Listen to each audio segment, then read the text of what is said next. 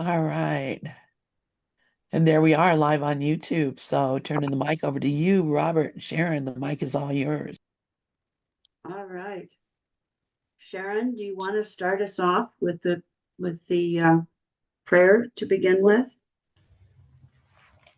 Yeah, hi everyone. Hi, good evening. I am here to be truly helpful. I am here to represent him who sent me.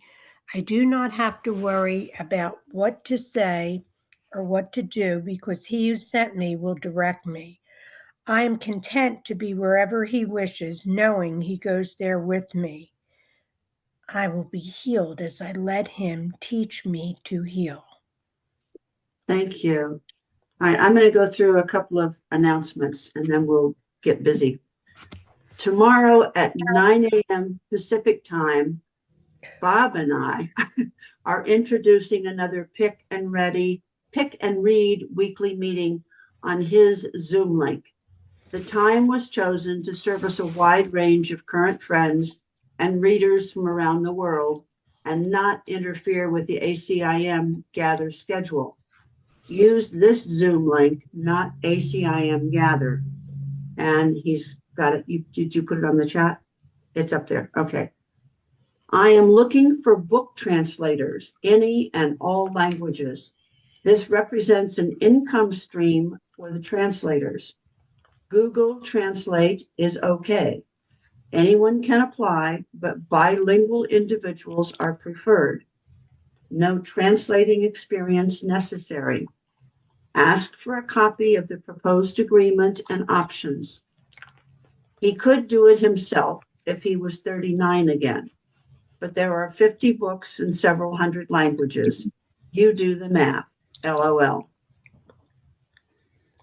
Just a reminder, any member or visitor to ACIM Gather should request free digital copies of any book anytime. Please don't buy copies, just ask. Robert at dinojamesbooks.com. Your love and support is enough. Now for the dissertation. Yes, thank you, dear. Now for the dissertation le mardi, essays on Tuesday. This part isn't about what I want to say. It's about what you may need to hear. So who would like to choose an essay to read? Take a moment, listen, and let your inner teacher guide you to the one that feels right today. The list changes each week with new essays added and others set aside. Trust that you'll be led to exactly what you need. Okay, and there's a bunch of neat ones on here. Once he gets it lined up. Oops.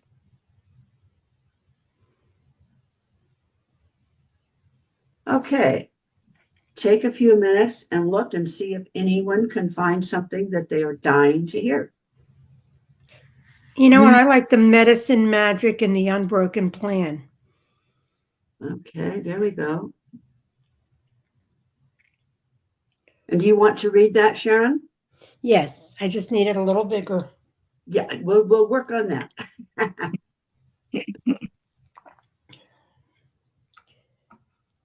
Okay. Now there's something I have to get out of here, and that is like where the people are, because it's cut off. How do we, okay. Medicine, magic, and the unbroken plan. A reader might ask, if A Course in Miracle teaches that medicine is a form of magic, how do we understand the role of doctors, nurses, and all who work in healthcare? Are they participating in the illusion or fulfilling a deeper purpose? Good question.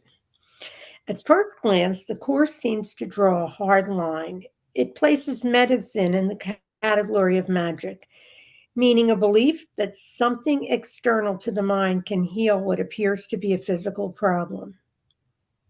From the Course's perspective, all sickness originates in the mind, and therefore true healing must also occur there.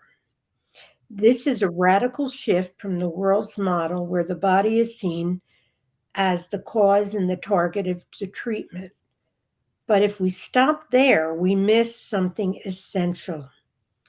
The Course does not condemn medicine, it simply clarifies its level. It acknowledges that as long as we believe we are bodies, we will seek solutions at the level of the body. And within the belief system, medicine can be not only helpful, but necessary. The error in not using medicine, the error is in believing it is the source of healing. So I'm going to read that again.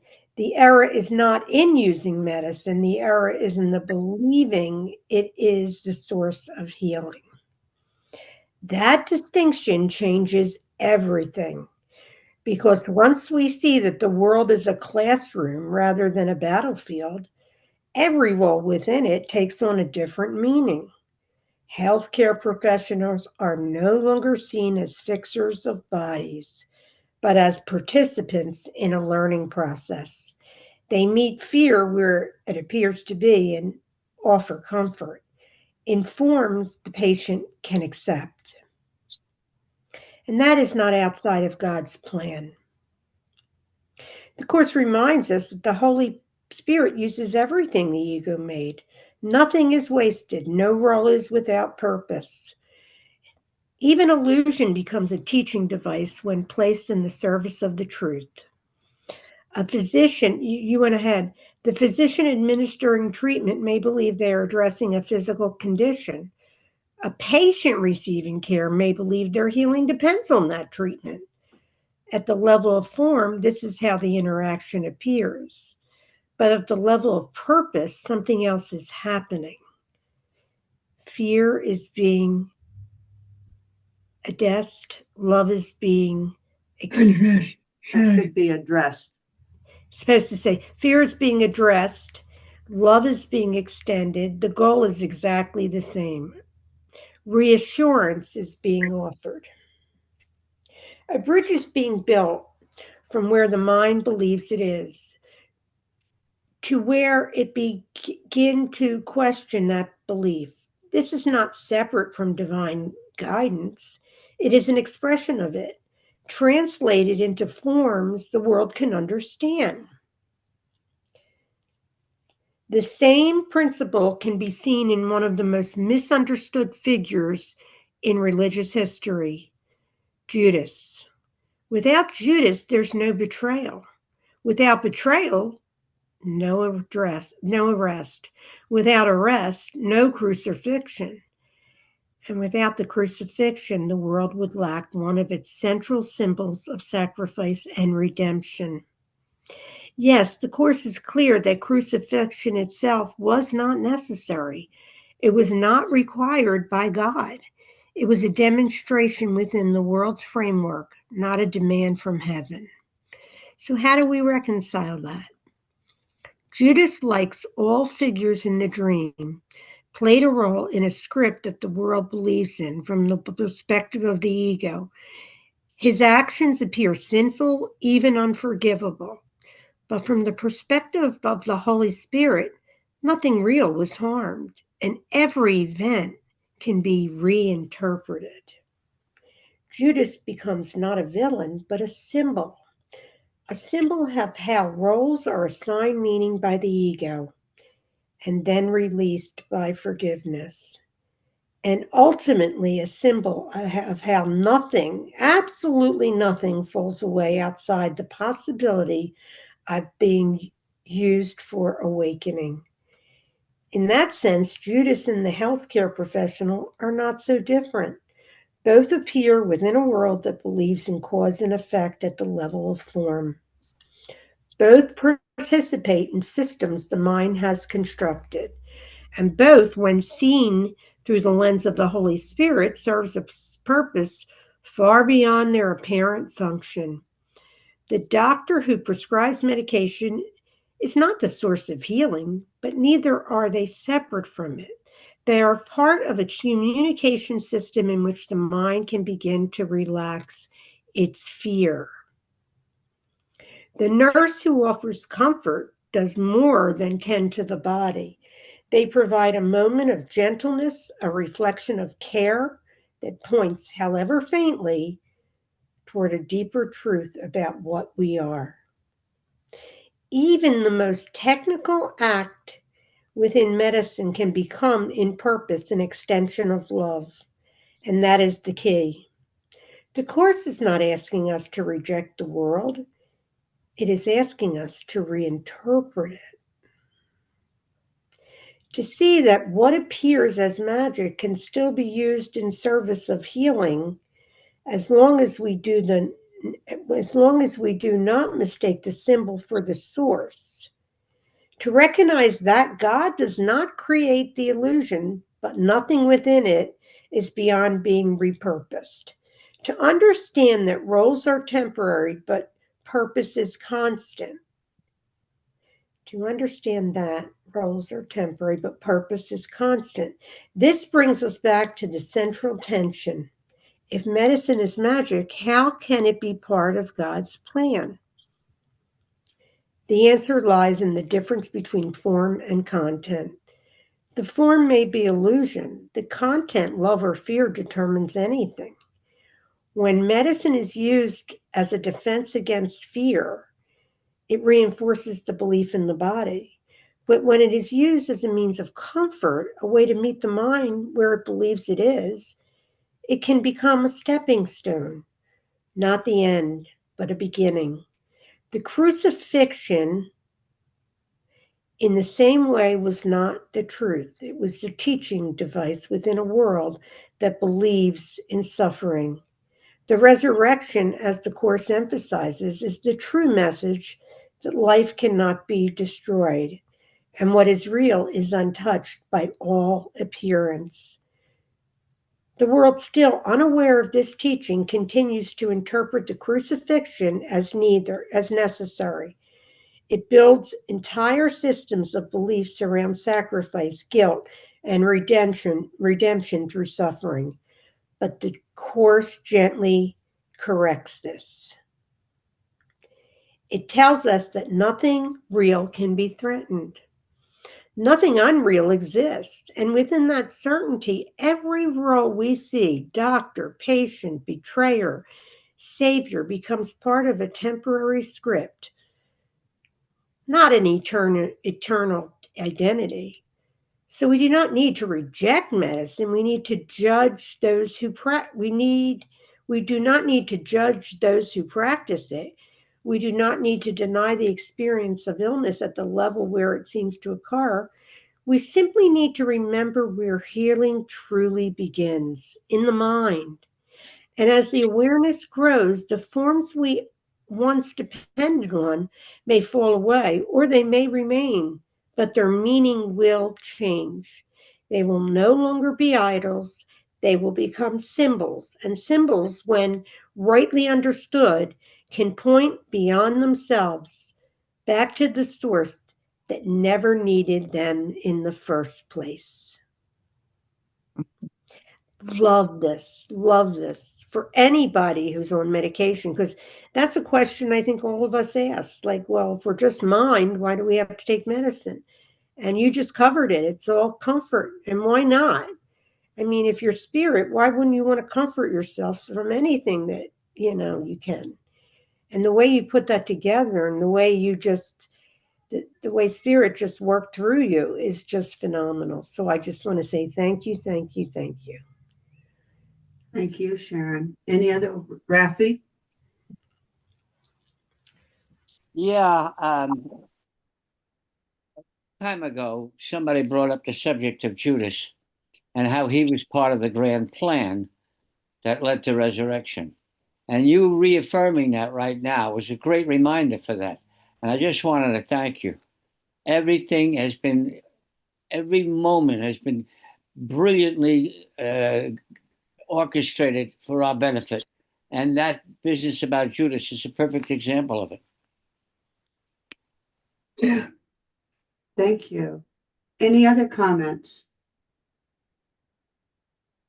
I'm going to jump in and I'm going to pick the next one and read it because it was written for me. which is kind of unusual. So it's going to be fold the socks. Do whatever your brother asks. Mother's Day. Hang on, Oh, sorry. let me try that. Okay. Try to read it. Okay. Mother's Day is usually filled with flowers, cards, brunches, phone calls, and affectionate words. All of that is good. All of that has its place. But perhaps one of the most meaningful gifts a husband can give his wife on Mother's Day is not something bought, wrapped, or delivered. It may be something as simple as folding the socks. That sounds almost too small to matter. Socks are not romantic. They do not sparkle. They do not come with a ribbon. No one writes poems about a basket full of clean laundry waiting to be sorted. But love is often hidden in the small things. Most husbands will never fully understand how much their wives carry. We may see part of it. We may notice the obvious responsibilities.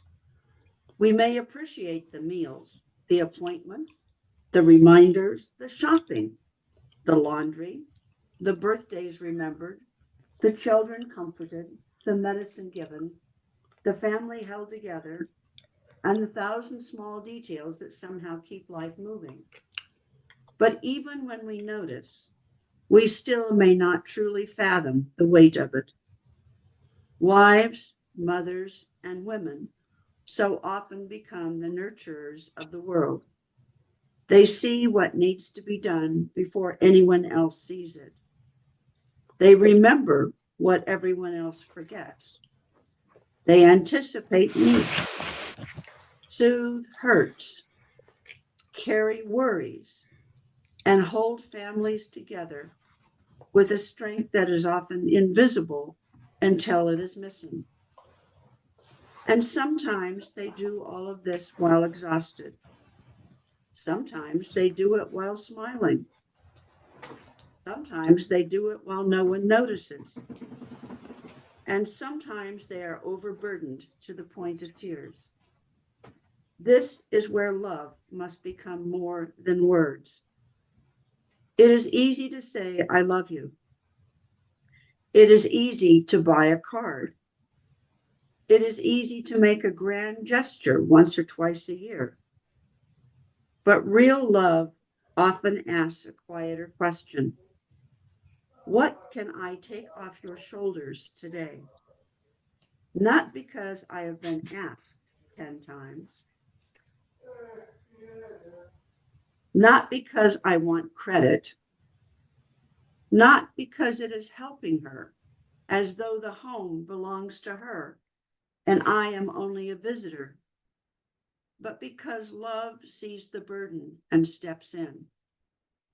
Fold the socks, empty the dishwasher, take out the trash, wipe the counter, make the coffee, pick up the clutter, run the errand, change the sheets, put the towels away.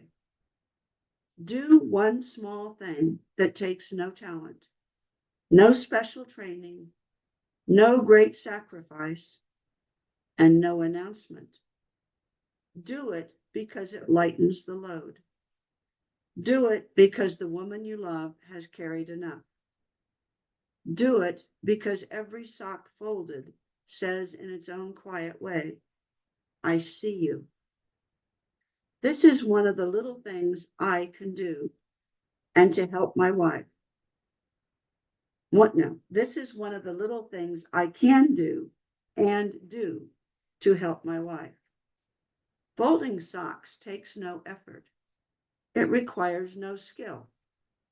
It does not make me noble. It does not make me heroic. It simply gives me one small way to show her that my love is not only spoken, but practiced. It is one thing to say, I love you. It is another to notice the basket and fold the socks. A husband who loves his wife should not wait for Mother's Day to honor her. But Mother's Day can remind us to look more closely. It can remind us that love is not measured only by what we feel, but by what we are willing to do. It can remind us that the little things are not little when they reduce someone else's exhaustion. So, husbands, this Mother's Day, step in, help, do something ordinary, do something practical, do something she should not have to ask for.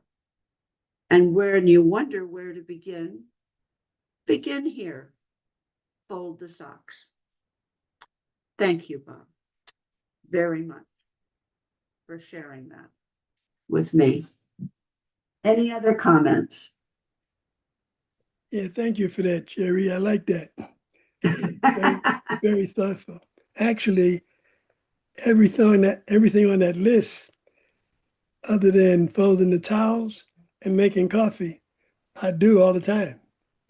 That's just All the way right. I roll. I don't drink coffee, and folding towels, they always have to be refolded because I don't fold them the way she likes them. But the rest of the stuff I just do because that's who I am. So thank you for reminding me. I didn't even think about it till I saw your list. All Thank you for right. that. Any other comments? Okay, then let's look back to the list. There's a lot of things on there. I'd like to And say about that. I love that, Robert, and it is exactly, what I long for in a relationship is someone who participates. It's just not been part of my experience, and I keep, for some reason, that writing reminds me of this movie with Jennifer Aniston and John Voight.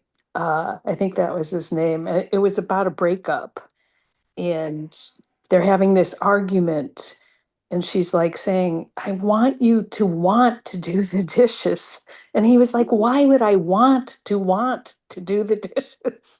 But it's that participation, it's that joining, that, to me, it means we're equal. It means that we're sharing. We are, and recently someone was describing a situation where their girlfriend had gone for a walk, and after an hour, he started to get worried that where was she? So he just called her, and it was like my heart melted that he noticed, because I was always in situations where uh, I just it never seemed to matter, which of course promoted all this anger that got attention, but it didn't get me what I wanted.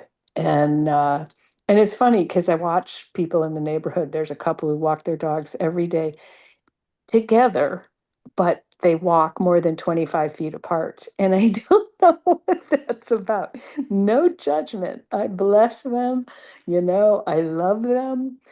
But it's so interesting to me that they both go and yet they don't stand within proximity of each other. Um, anyway, I hope that many men read this and Yeah, me too. offer that assistance. Thanks. thank you, Deb. If nobody else has picked something, Bob and I both will suggest that somebody. Excuse me. Oh, sorry, Rafi. I'm sorry. I didn't see it.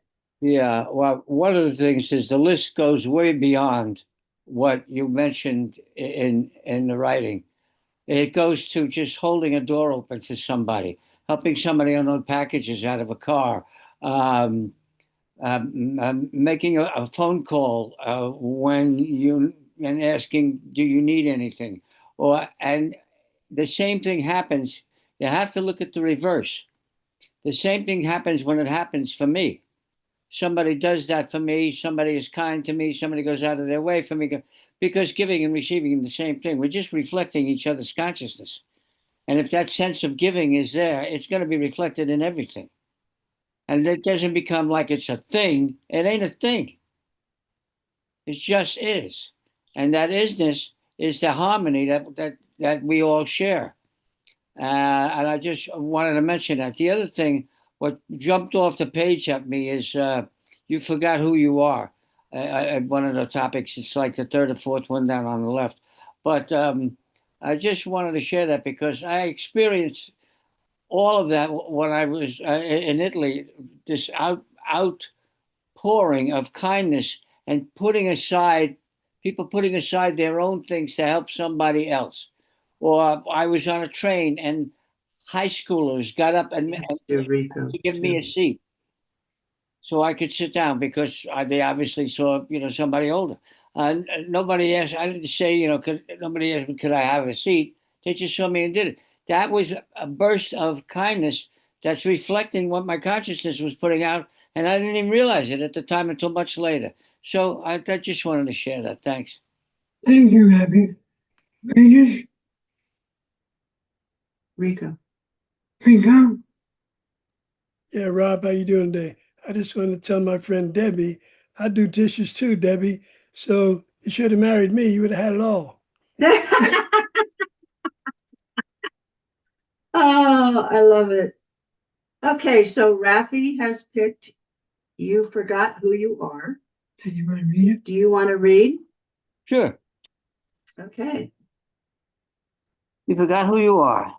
There is a quiet but powerful belief that lives beneath many of our fears. I might not have enough money, enough food, enough security, enough time. Are you kidding? The ego lives off the fear of lack. Oh, God, I love that. And when the belief takes hold, it does not just influence our circumstances, it shapes how we see ourselves. We begin to experience life as a fragile, uncertain, even threatening.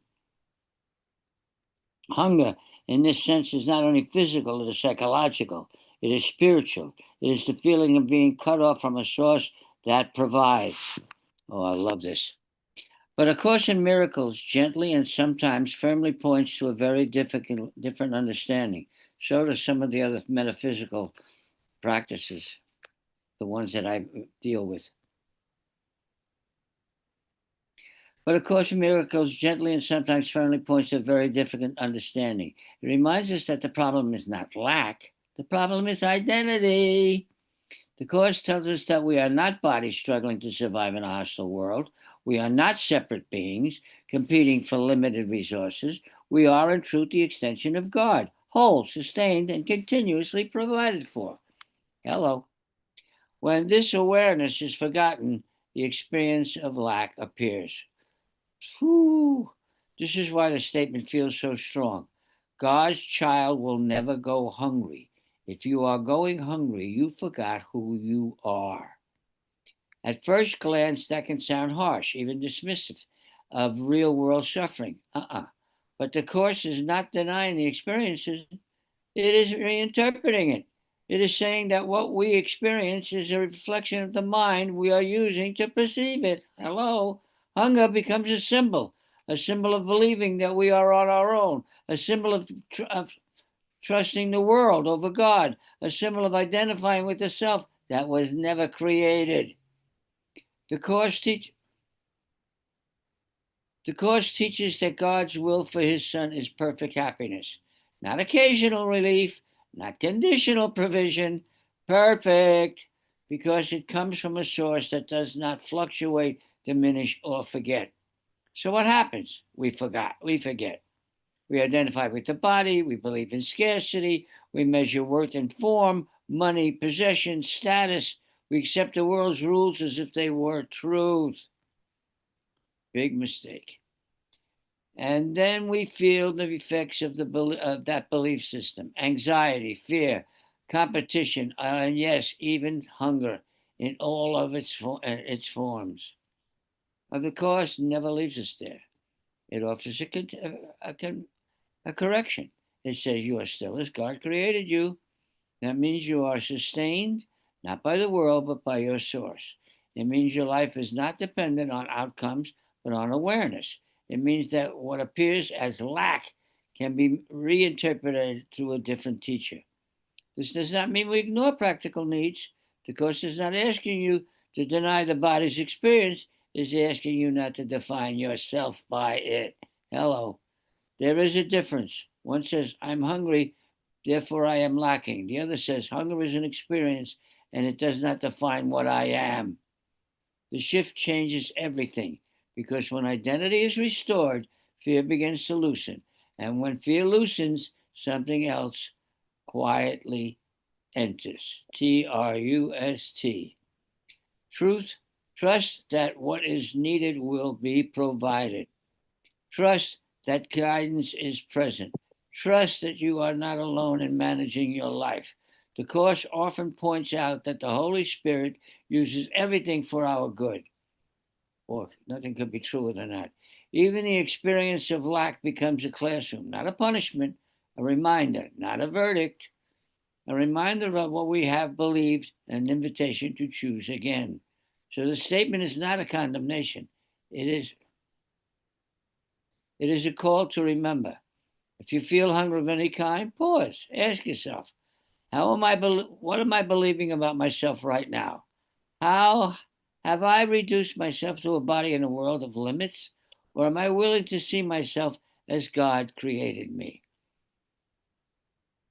There's a system in the Course in release technique that is so similar. They just use different synonyms, but it's exactly the same thing. The answer will not change your circumstances instantly, but it will begin to change your experience of them. And from that shift, new guidance, new ideas, and even new forms can appear. Because when the mind is aligned with truth, life begins to reflect it. God's child is not abandoned. God's child is not unsupported. God's child is not left to struggle alone, but God's child can forget. And when that happens, the world seems to confirm the forgetting. Until a moment like this, when something within you recognizes the truth again. You are not the one who lacks, you're the one who forgot. And remembering changes everything. Thank you, Rafi. Thank you. There's a phrase I repeat to myself constantly.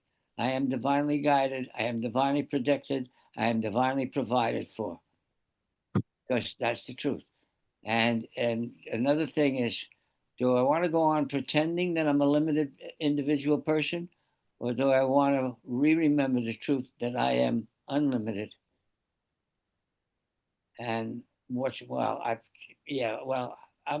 going to choose unlimited. Thank you. And that starts the process right there. This was perfect. Thank you. Thank you. Any other comments?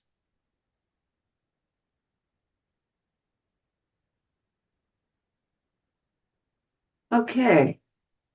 If no one else has picked another subject, I'm going to suggest one, and Bob is pushing towards this as well. The Universal Opinion Factory. And would one of you like to read this? I can read it. Okay. The Universal Opinion Factory. There is an old saying that has circulated through humanity for generations. Opinions are like, well, everyone has one. Civilized company usually edits the second half of the sentence, but honesty requires that we complete the thought properly. Opinions are like that part of the anatomy because everyone has one, and for reasons no one can quite explain, everyone is convinced theirs is uniquely valuable to society. Human beings will argue about absolutely anything: politics, religion, parenting, climate, taxes, vaccines, gas stoves, the correct way to load a dishwasher, whether pineapple belongs on pizza, whether socks with sandals is a crime against civilization. Give the ego 5 minutes and a Wi-Fi connection, and it will generate opinions at a rate that would make a nuclear reactor blush. And here's the miracle. Every single person is convinced they are right, not just slightly right, obviously right. So obviously right that anyone who disagrees must be misinformed, misguided, morally compromised, or possibly dropped on their head as a child. It is one of the few things humanity agrees on universally. Universally. My opinion is correct, and the world would run much better if everyone else would simply recognize this. This is the ego's favorite pastime, manufacturing opinions. In fact, if the ego had a corporate headquarters, the sign out front would read, "The Global Opinion Factory, open 24 hours a day, no evidence required." The ego does not merely enjoy opinions, it depends on them. Opinions are the ego's primary building material. With opinions, the ego constructs the illusion of separation. You like jazz. I like classical. You vote red. I vote blue. You eat kale. I eat bacon. You think aliens built the pyramids. I think cable television built the pyramids. Immediately, walls appear, invisible walls, but walls nonetheless. The ego loves walls. Walls make separation feel real, and separation is the ego's entire business model. Without separation, the ego would have to shut down operations immediately and find honest work. Opinions are particularly useful because they allow the ego to feel superior without doing anything productive. You do not need to build a bridge. You do not need to cure a disease. You do not even need to clean the garage. All you have to do is form a strong opinion. Suddenly, you are an authority. Social media has turned this into an Olympic sport. Scroll through any comments section, and you will discover that millions of people are apparently world-class experts in geopolitics, virology, economics, theology, nutrition, constitutional law, astrophysics, and dog psychology. All before breakfast. The ego absolutely thrives in this environment. It sits back like a proud chef watching plates of fresh opinions fly out of the kitchen. Table 7 ordered a hot take on immigration. Table 12 wants a spicy conspiracy theory. Table 3 requested a gluten-free opinion about quantum mechanics. Need to move up. No problem. The opinion factory is running at full capacity. The fascinating part is that most opinions are not actually thinking. They are memory. The mind simply rummages through its dusty filing cabinet labeled "Things I Already Believe," pulls out a folder and announces, "I have an opinion about this." If you could see the inside of the ego's office, you would find rows of cabinets. Drawer 1, politics. Drawer 2, religion. Drawer 3, people who drive too slowly. Drawer 4, people who drive too fast. Drawer 5, people who should raise their children differently. Drawer 6, people who should live their lives differently. Drawer 7, people who should agree with me. Whenever life presents a new situation, the ego runs to the cabinet, grabs the nearest file, and slaps an opinion on the table. Decision made, reality explained, case closed. This saves a tremendous amount of effort. Why observe something fresh when you can recycle an old judgment? Why listen when you can prepare a rebuttal? Why learn when you can lecture? Human beings have elevated this to an art form. Two strangers can meet for the first time and within 3 minutes begin arguing about global issues neither one of them has any control over whatsoever. Two ants on a picnic blanket debating property law. That is roughly the scale of our expertise. Meanwhile, the universe continues spinning without consulting our opinions, which is frankly a little rude. Think about it. Entire civilizations have fought wars over opinions. Religious institutions have split into hundreds of factions over opinions about invisible realities. Political systems collapse over opinions. Families stop speaking to each other for decades over opinions about who said what at Thanksgiving in 1989. And through all of this, the eagle stands proudly at the podium announcing, "This is very serious." But from a slightly wider perspective, it becomes almost impossible not to laugh. Billions of temporary creatures living on a small rock floating through infinite space are arguing about who understands reality. Imagine two goldfish arguing over oceanography. That is us. The chorus quietly points out something that makes the whole situation even funnier. What we call thinking is often nothing more than remembering the past and projecting it onto the present. In other words, many of our brilliant opinions are just recycled echoes of yesterday. We are not thinking. We are replaying recordings. This explains why debates rarely change anyone's mind. The ego is not trying to discover truth. It is trying to win. Truth is optional. Winning is essential. The ego approaches every disagreement like a lawyer preparing a closing argument. Ladies and gentlemen of the jury, the opposing side is clearly insane. And then the other side stands up and says exactly the same thing. The result is predictable. Two egos yelling across a canyon of certainty, neither one listening, both convinced they are defending reality.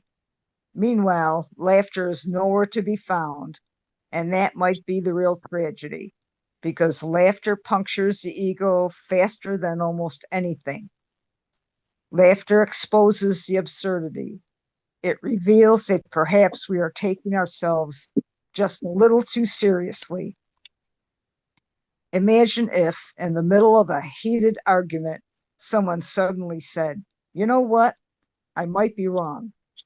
The ego would immediately require medical attention. Or imagine if someone said, "This whole debate might actually be hilarious." The opinion factory would grind to a halt. Production would stop. Supervisors would panic. "What do you mean we're laughing? This is a serious opinion emergency." But laughter introduces oxygen into the mind. It loosens the grip of certainty. It reminds us that we are not the final authority on everything. In fact, we may not be the final authority on anything. And oddly enough, that realization can be incredibly peaceful. Okay. Without the burden of defending opinions, the mind becomes lighter. Curiosity replaces certainty. Listening replaces arguing. Understanding becomes possible. And occasionally, the most shocking thing of all happens. Someone changes their mind, which, according to the ego, is roughly equivalent to the collapse of civilization. But according to wisdom, it may simply mean the mind has become flexible again. A flexible mind can learn. A rigid mind can only defend. And that is why laughter may be one of the most spiritual acts available to us. It gently reminds the ego that its opinions are not sacred artifacts carved into the stone tablets of eternity. They are temporary thoughts passing through a temporary mind in a temporary world, which means we can relax, we can loosen our grip.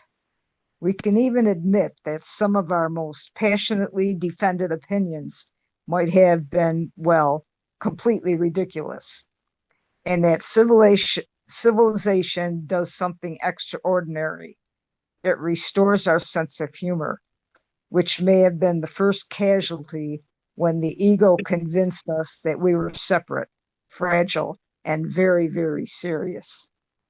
Perhaps forgetting how to laugh was the first step in the fall, and remembering how to laugh might be the first step out. Because when the mind finally laughs at the ego's endless opinion factory, something quiet begins to appear behind the noise. Not another opinion, something better, silence. And in that silence, truth does not need to argue. It simply waits until we are finished talking. Thank you, Gail. Thank you. Excellent. Excellent article. As always. Any other comments or comments? Pineapple on pizza? You need to die. You need to die. That's the way egos are. Any other comments? I'm noticing something about the ego lately, and I'd like to bring it to the group. Sure. All right. It seems that I think I was not really characterizing it correctly when I said that the more I choose love over fear, the voice of the ego gets louder. I don't think it gets louder. I think that I've become more sensitive to that which is love, and therefore I have become also more sensitive to the call of the ego. What brought it up is today I was in a department store and I watched this family with the children, and it's as if of late, it's kind of like a smoke detector that's going off just with the, if making toast, it's oversensitized, or I've become more sensitized to the voice of the ego that says fear or lack, or I wish things were different.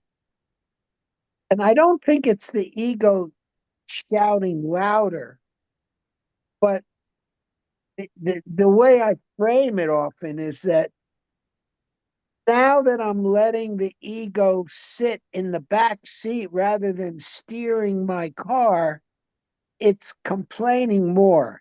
It's not complaining more. It's doing what it does, but I've become more sensitized to it. What do you guys think? Is that on topic? You're nodding, Robert. Yes. And Hmm? awareness. Awareness, he said. Yes. It's like I'm more aware of the chatter. Absolutely. Yeah, I would say definitely, Steve. And I had never really looked at it that way before, but it's it seems more intolerable to me, to the peace and the serenity that I know, the silence, the depth within.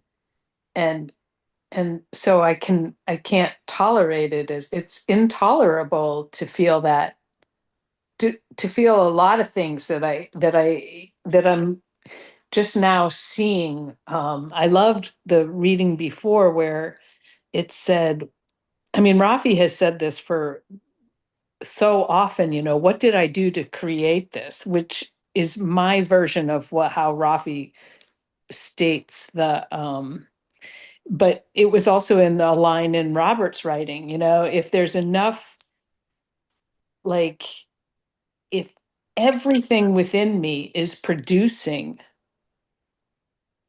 what's happening, if it's love within, I will see love.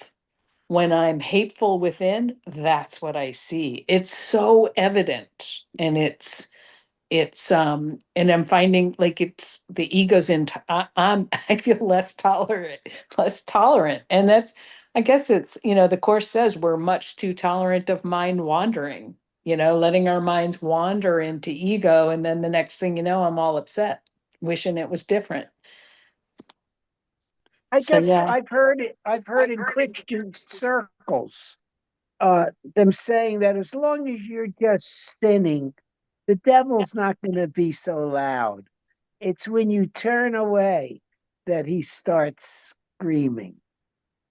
Yeah.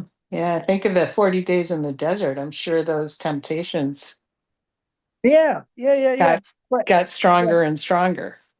well, our sensitivity becomes more for both. Like you said, I'm not as tolerant. So that when I see something that bothers my mind, I'm more aware. It's almost like to whom much is given, much is required in terms of being more disciplined. Thank you. I'm complete. Thank you, Steve. Deb, would you Good. like to pick something? I actually wanted to pick the saner one. Okay. I was looking for a heart for Steve, but for some reason I'm having trouble managing my phone and the different screens going back and forth. Rafi Well, had don't a hand up though. Yeah, I just wanted to go make ahead. one little comment. This morning, popping out of my subconscious mind, my ego said that somebody is always watching me and ready to criticize how I am on this spiritual path, if I'm doing it right or I'm doing it wrong. And I didn't even know it was there, but it popped into my consciousness, out of my subconscious, so I could see it and let it go. The other thing, have you ever seen the movie Oh God with George Burns and John Denver? In the movie, Yeah. God is talking. God said, "I made a few mistakes. Like take the avocado for instance. I made the pit too big." And you look at that, you think, okay, but isn't that typical of ego? Find something to criticize. Because then it's coming from a power of I'm in charge, and it's not even a real thing. I mean, what is an ego? It's just a concept. It's just a thought. It's just well, I just wanted to share that. Anyway, thanks. Thank you, Rafi. I just watched that movie like yesterday or the day before, Rafi. I loved it. That's funny. All right. Let it abide. Okay. So, Deb, are you going to read your? Yeah, the All right. saner one. Anyone who has spent time in relationships, marriage, friendship, family, or even online conversation knows how easily conflict arises. Words are misunderstood, assumptions are made, old grievances surface in new forms. Before long, two people who once felt close can find themselves standing on opposite sides of an invisible line. In those moments, A Course in Miracles offers an idea that sounds simple but can feel very difficult in practice. The saner one should take the lead. This principle quietly overturns the way the ego thinks about conflict. The ego believes fairness means both sides must change equally. It argues that the person who has started the problem should fix it. It insists that reconciliation should only occur after blame has been assigned and apologies delivered in proper order. The Course suggests something entirely different. It says healing begins with the one who is willing to see the situation differently. In other words, the saner one moves first. This does not mean one person is morally superior or spiritually advanced. It simply means that at a particular moment, one mind is slightly less invested in the conflict. One mind is more willing to pause, reflect, and step back from the emotional storm. Ken Wapnick often emphasized this point in his teachings. He explained that forgiveness in the Course is not a negotiation between two people. It is a decision made within one mind. The moment someone chooses to see the situation through the lens of forgiveness, the conflict has already begun to dissolve. From the Course's perspective, conflict was not truly between two individuals. It is between two interpretations of reality within the mind. One interpretation is driven by ego, separation, blame, and defense. The other comes from what the Course calls the Holy Spirit, correction, understanding, and quiet clarity. When conflict arises, both people usually become temporarily aligned with the ego's interpretation. Each feels wronged, each feels justified, each gathers evidence proving the other person's error. This is why conflicts often escalate so quickly. Two egos are not interested in peace, they are interested in victory. The saner one is simply the person who becomes willing to step out of the game first. This willingness does not mean ignoring behavior or pretending nothing happened. It means recognizing that the real problem is not what the other person said or did. The real problem is the interpretation we're making of it. Wapnick frequently reminded students that the ego thrives on being right. It draws its entire identity from the belief that someone else is wrong. The moment we insist on proving our case, we have already chosen the ego's teacher. But the Course invites us to ask a different question. Do you prefer to be right or happy? That question marks the turning point. If peace is the goal, someone must choose to stop feeding the conflict. Someone must withdraw the emotional investment in blame. Someone must remember that the purpose of the relationship is not to win the arguments, but to heal the mind. That someone is the saner one. It is worth noting that the Course does not assign this role permanently to any person. There is no designated spiritual adult in a relationship. At different times, each person will forget and each person will remember. At different moments, one mind will be clearer than the other. When clarity appears, even briefly, it becomes an opportunity. The saner one does not wait for the other person to apologize. The saner one does not require an admission of guilt before offering forgiveness. The saner one simply recognizes that continuing the conflict serves no meaningful purpose. This recognition allows a quiet shift in perception. Instead of seeing the other person as an attacker, the saner one begins to see them as someone temporarily caught in fear. Instead of interpreting harsh words as evidence of malice, they will recognize them as expressions of confusion or pain. From the Course's perspective, all attack is a call for love.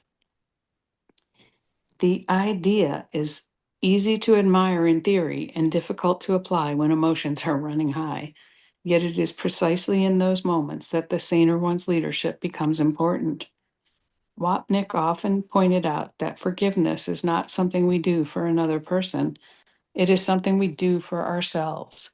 Holding grievances binds the mind to the past and keeps the ego's story alive. Letting them go frees the mind from that story. When the saner one forgives, the conflict loses its foundation. Sometimes the other person responds immediately. They soften, apologize, or acknowledge the misunderstanding. Other times, nothing appears to change on the surface. The other person may continue defending their position or remain unaware of the shift that has occurred. But from the Course's standpoint, the healing has already happened where it matters, in the mind that chose peace. That is why Wapnick stressed that forgiveness is entirely internal. It does not depend on behavior agreement, or reconciliation. It is a quiet decision to stop using another person as evidence that the world is hostile. In practical terms, the saner one may simply choose to listen instead of argue. They may decline to respond in a provocative remark. They may acknowledge the other person's feelings without defending their own position. These actions are not signs of weakness, they are expressions of strength. The ego interprets stepping back as surrender. The Course interprets it as freedom. Conflict requires participation from both sides. Peace requires only one. When the saner one refuses to continue the cycle of accusation and defense, the pattern begins to unravel. The emotional intensity fades. The story loses its momentum. What once seemed urgent becomes strangely unimportant. Over time, many students of the Course discover something surprising. The role of the saner one gradually becomes easier to accept. Not because they become saints, but because they grow tired of the alternative. The ego's conflicts are always the ego's conflicts always follow the same script. The details change, but the emotional outcome is predictable: tension, exhaustion, and the lingering sense that nothing meaningful was resolved. Choosing peace begins to feel like common sense. The saner one also learns something else. Taking the lead in forgiveness does not place them above the other person. It simply reflects a momentary willingness to remember the shared goal of peace. In that sense, the saner one is not acting for the other person, but with them. They are quietly holding the possibility of sanity until both minds can return to it. The Course teaches that all minds are joined. If this is true, then any step forward, any step toward forgiveness benefits both participants in a way that may not be immediately visible. A single mind choosing peace is never a small event. It shifts the atmosphere of the relationship. It interrupts the moment of fear. It demonstrates, often without words, that another way of seeing is possible. In many cases, that quiet leadership invites the other person to follow. The saner one simply went first. Oh, I Thank you, Jen. absolutely love that, Robert. And I'm really, really experiencing it when I'm not in a good frame of mind. It's about the past, it's about resentment, it's about holding on to grievances. And I suffer and I try not to project it out, but it happens. It just does. And so then I am experiencing what I'm feeling on the inside. And it seems so simple. Just bless everyone. Just, share the light, it seems so simple, and yet I continue to like drip.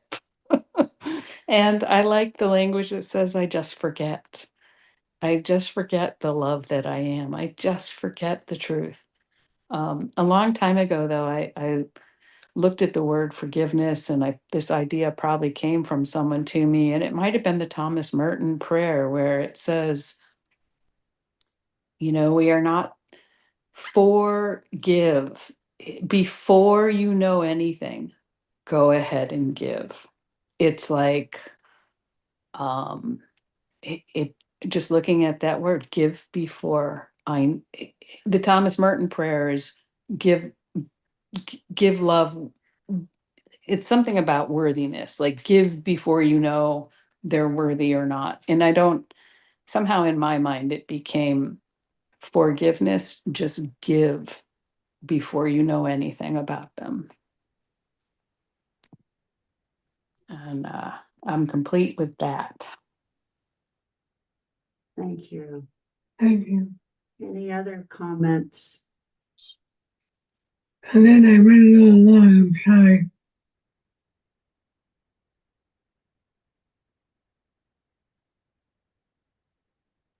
No problem. All good. Thanks to you guys. Thanks everybody who read. Love you all and blessings. Um, and we will see you all Thursday. And tomorrow, Robert has his own group. Do you want to repeat what that is and when that is? So 9 a.m. on my own Zoom. Hang on. 9 a.m. on his own Zoom. I think he put the Zoom ID in the chat. Yeah, Yeah, he's he looking did. for it right now. Lynn, are you doing a Ho'oponopono tomorrow? Yes. Yeah, tomorrow at 10 a.m. Eastern Okay. we'll be here with Yanni. So and it'll be right here on this stage back down. There's no conflict. There is no conflict, Yeah. Bob said. Yeah. Yeah. Gotcha. So yeah. Well, Love you guys. Thank you all. Thank for you to showing up. everybody. Love you.